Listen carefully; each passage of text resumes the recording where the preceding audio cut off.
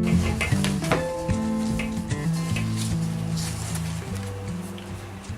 welcome. I am Ryan Buetow. And I'm Levi Helmuth. I'm an NDSU Area Extension Specialist in Cropping Systems. And I'm an instructor with the North Dakota Farm Business Management Program, employee of BSC. And you are watching Agronomy and Economy, and today is February 25th, 2016. Why don't we get right into the market update? Moving into the markets. Grain markets.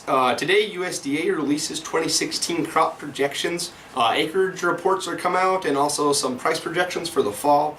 This is going to lay the groundwork moving forward, kind of shift the focus away from old crop and move to the new crop and start looking at what we're seeing there. For corn, we're trending lower the last 3 days on the board. May contracts are trading down at 360, but sometimes 359, kind of the bottom end of that. And that, not exactly sure where that's going or how far down that's going to drop, but we're coming off of a spike earlier in the month. Wheat, hard red spring wheat is trading, March contracts trading below $5. Remember 503 is our 2014 break even.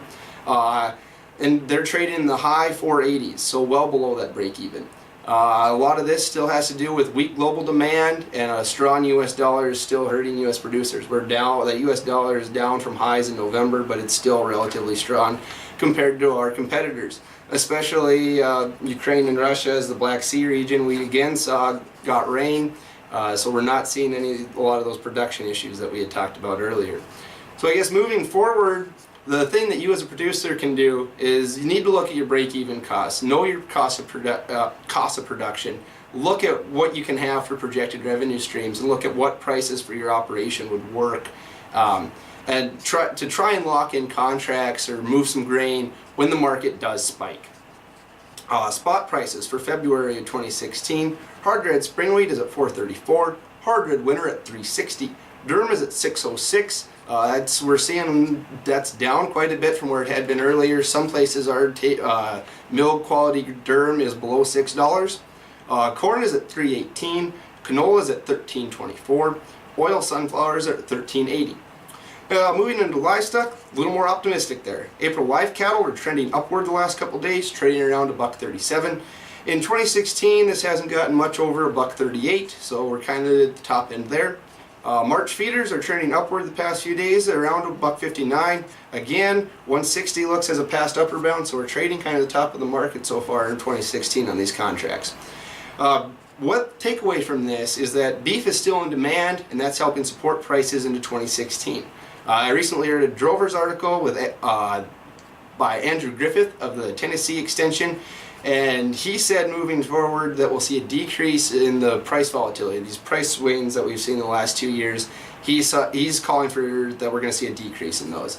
So I guess personally, I'd like to look a little more into that before I make a comment, but I'm going to just say similar advice as the crops of knowing your costs per head, knowing your cost of production per hundredweight, so that way you know your costs, know what a good break-even price is, and know what you need to make a profit, so that way you can take advantage of market spikes and maybe look at some risk mitigation through the livestock risk protection program or different contracts that way.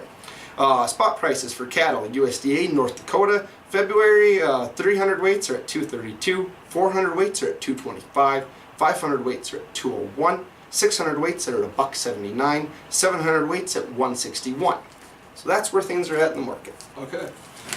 All right, we'll move into the topic of the day. Today we'll be talking to you about weed control. First off, what is a weed? There are many definitions of a weed. I guess one is a plant out of place, plants that are competitive, persistent, pernicious, and interfere negatively with human activity. And my personal favorite by Ralph Waldo Emerson, a plant whose virtues have not yet been discovered. So weeds, they can reduce crop yield by many factors. They compete for water, light, soil nutrients, and space. And with those soil nutrients, I mean, they're taking up your fertilizer. Along with that, they can reduce crop quality by contaminating your grain. They can interfere with harvest by clogging up your equipment and serve as hosts for crop diseases. They can limit your choice of crop rotation by just taking over an area. You need to change a different crop to help control it. And some can even produce toxic substances that can be toxic to your cattle or even humans. So with all these problems, there are some definite economic costs related with it. Absolutely. There's kind of two ways to look at this, and that's the short term versus the long run. And that's Thomas Sowell, a U.S. economist, once said, there are no solutions, there's only trade-offs. So you're kind of trading off between short-term benefits and costs and long-term benefits and costs. And a lot of guys, as we move into 2016, things are looking tight, even into 2017, and they're looking at cutting the budget.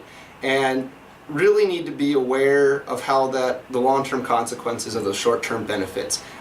Usually when guys look at in the short term, weed control, a lot of times they just look at how those weeds impact this year's net profit. And I guess the long-term look at that and weed management would be how the weeds affect long-term profit, long-term on-farm profit, and that'd be managing the weed seed bank. Definitely. And studies in Canada have shown that they can get that weed seed bank, taking a long-term perspective, they can take that weed seed bank, almost get it down to zero within 10 to 15 years just off herbicide. But if you implement some other practices aside from weed management practices aside from herbicide, they can get it down almost to zero within 5 to 7 years. So again, just that short-term benefit you see from 1 to 2 years of cutting the herbicide budget might have some longer run detrimental effects, and there's other ways besides just herbicide to manage those weeds. Definitely, yeah, you need to think of those long-term effects and that weed seed bank. Make sure that you control those weeds before they go to seed.